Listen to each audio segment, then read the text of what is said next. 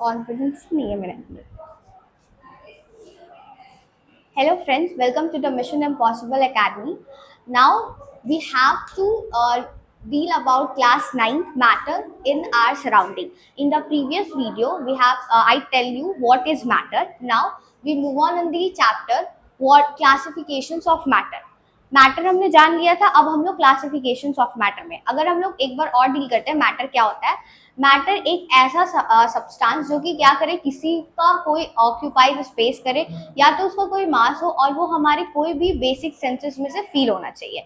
मतलब anything that have mass and and occupies space and perceived by any sense organ, that is called matter. बहुत सारा हमने examples भी देखा था, एयर का एग्जाम्पल देखा था कि एयर हमारा मैटर होता है। अब हम लोग मूव ऑन करते हैं क्लासिफिकेशंस ऑफ मैटर पे। अब हम लोग क्लासिफिकेशंस ऑफ मैटर में मैटर को दो पार्ट्स में डिवाइड करते हैं। First one is the on the basis of appearance and physical property. Second one is the on the basis of chemical composition. On the basis of physical appearance and physical properties में हम लोग matter के physical classifications के बारे में जानते हैं। Like that कि कोई सब्सटेंस है उसके हम लोग आउटर अपीयरेंस के बारे में जान रहे हैं। मान लीजिए हमारा मार्कर है, इसके बाहर में इसका कैप ब्लू कलर का है, इसका स्ट्रक्चर इसका जो बॉडी शेप है इसके बारे में बात करें, that is called physical classification. अब केमिकल क्लासिफिकेशन क्या होता है, अगर यही मार्कर के अंदर ये कितने एटम से मिलके बना है, इसके अंदर क्या क्या मटेरियल्स इंक्लूड है, इसके अंदर अगर हम लोग देखें तो that is we deal in the chemical classification. Physical classification के बारे में हम लोग पढ़ते हैं इस चैप्टर में, that is matter in our surrounding.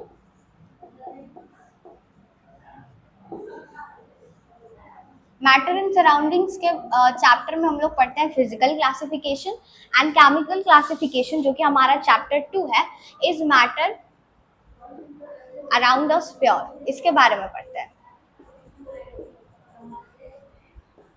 ठीक है, ओके। तो अब हम लोग characteristics of particles of matter, अब हमने उसके आउटर अपीयरेंस को देख लिया, अब हमने characteristics of particles of matter के बारे में जानेंगे। मतलब आखिर characteristics of particles of matter है क्या। तो पहला क्या है, particle of matter are too tiny in size. मतलब जो पार्टिकल ऑफ मैटर है वो बहुत ही ज़्यादा छोटा, एकदम बहुत ही ज़्यादा छोटा कैसा है, साइज में। आप लोग को एक फैक्ट बताते हैं। फैक्ट इज दैट कि आप लोग एक वाटर ऑफ ड्रॉपलेट होता है ना, वो कितना कंटेन करता है उसके अंदर और कितना वाटर होती है, 10⁻21। देखिए एक फैक्ट ये है कि a droplet of water contains 10⁻21 water atoms. मतलब आप खुद सोचिए कि एकदम छोटा सा वाटर ऑफ ड्रॉपलेट होता है, उसके अंदर कितना 10⁻21 वाटर होता है, वाटर ड्रॉप और प्रेजेंट होता है। तो आप सोच रहे हो कि कितना ज्यादा मतलब एटम छोटा होता है। वैसे ही लिखा हुआ है particles of matter are too tiny in size. यहाँ पे आप देख रहे हो कि यहाँ पे कुछ डायग्राम्स बने हुए, इस डायग्राम से मैं आपको बताती हूँ कि कैसे इसको प्रूफ करते हैं। ठीक है, पहले मैंने एक ग्लास लिया है, उसके अंदर मैंने डाला है क्रिस्टल ऑफ पोटेशियम मैग्नेट। ये आप इसको घर पे भी यूज कर सकते हो। आप इसको अगर पोटेशियम पर मैग्नेट नहीं है तो आप इसमें थोड़ा सा फूड कलर डाल दो या डिटॉल डाल दो, कुछ भी ऐसा डाल दो जिससे कलर आ जाए। तो लाइक मैंने पोटेशियम पर मैग्नेट लिया एक ग्लास में, उसको मैंने क्या किया है, एक स्पून लिया है और उसको एक पानी में मिक्स कर दिया है।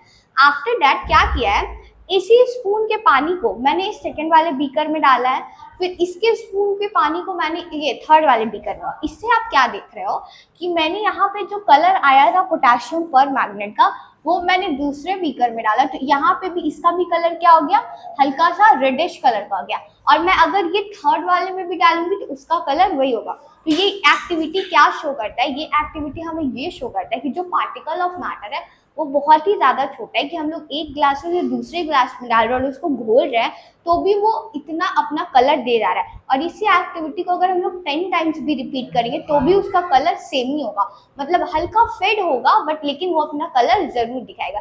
इससे पता चलता है कि जो पार्टिकल्स ऑफ मैटर है बहुत ही छोटा साइज में है, अगर हम इसको सेम 10 बार में भी करेंगे तो वो रिजल्ट वही देगा। ये हमारा फर्स्ट कैरेक्टरिस्टिक्स था।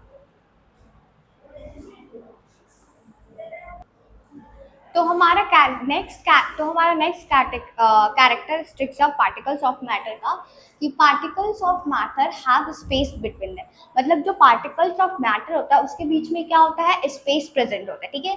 फॉर एग्जांपल हम लोग क्या करते हैं, हम लोग पानी लेते हैं, यहाँ पे मैं एक डायग्राम बना के दिखाती हूँ। ये क्या है, ये हमारा एक बीकर है और इसके अंदर ये ऐसे वाटर मॉलिक्यूल्स है। इसको हम लोग, ये जो बॉल देख रहे हैं, इसको हम लोग बॉल स्ट्रक्चर ऑफ वाटर कहते हैं, बॉल स्ट्रक्चर ऑफ वाटर। ये जो ऐसे मैंने बॉल करके इसको प्रेजेंट किया है, इसको हम लोग बॉल स्ट्रक्चर ऑफ वाटर बोलते हैं, ठीक है। ये जो आप देख रहे हो, ये स्पीकर में यहाँ पे ये जो स्पेस है ये वाला, तो क्या करते हैं इसको, लाइक आप लोग कभी भी देखना चीनी पानी बनाते हो या नमक पानी बनाते हो, तो आप लोग क्या करते हो, पानी में नमक को डालते हो तो नमक कहाँ जाता है, डिसअपियर हो जाता है। तो नमक क्या करता है, वो जो सॉल्ट होता है, ये जो ये स्पेसेस है ना, एम्प्टी स्पेसेस, इसमें जाके वो बैठ जाता है, जिससे क्या होता है कि जो हमारा जो नमक है वो हमें नीचे में नहीं दिखाता है। ये शो करता है, ये एक्टिविटी ये शो करता है कि जो पार्टिकल्स होते हैं, वाटर के पार्टिकल्स होते हैं, उसमें क्या होता है, बहुत स्पेस प्रेजेंट होता है। क्या प्रेजेंट होता है, स्पेस प्रेजेंट होता है, जिसके वजह से कोई भी सब्सटेंस क्या होता है वहां पे जाके सेटल हो जाता है, ठीक है। जैसे कि हम लोग चीनी मतलब हम लोग क्या करते हैं, शरबत बनाते हैं, तो उसमें हम लोग थोड़ा सा क्या करते हैं, लेमन का जूस ऐड करते हैं। आफ्टर दैट हम लोग उसमें शुगर ऐड करते हैं, तो जो शुगर को हम लोग स्टिर करते हैं, उसके बाद वो इनविजिबल हो जाता है, तो कहाँ जाता है, कोई जादू तो होता नहीं है। तो ये साइंस है, क्या करता है, जो स्पेस होता है वाटर के मॉलिक्यूल्स में, वो वहां जाके एडजस्ट हो जाता है। ये होता है हमारा।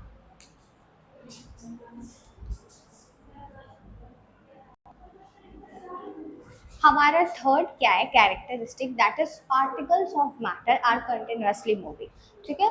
जो हमारा पार्टिकल्स ऑफ मैटर है वो कंटिन्यूअसली मूविंग करते रहता है। पहली बात, मैंने यहाँ पे एक साइंटिस्ट का नाम लिखा है, दैट इज रॉबर्ट ब्राउन।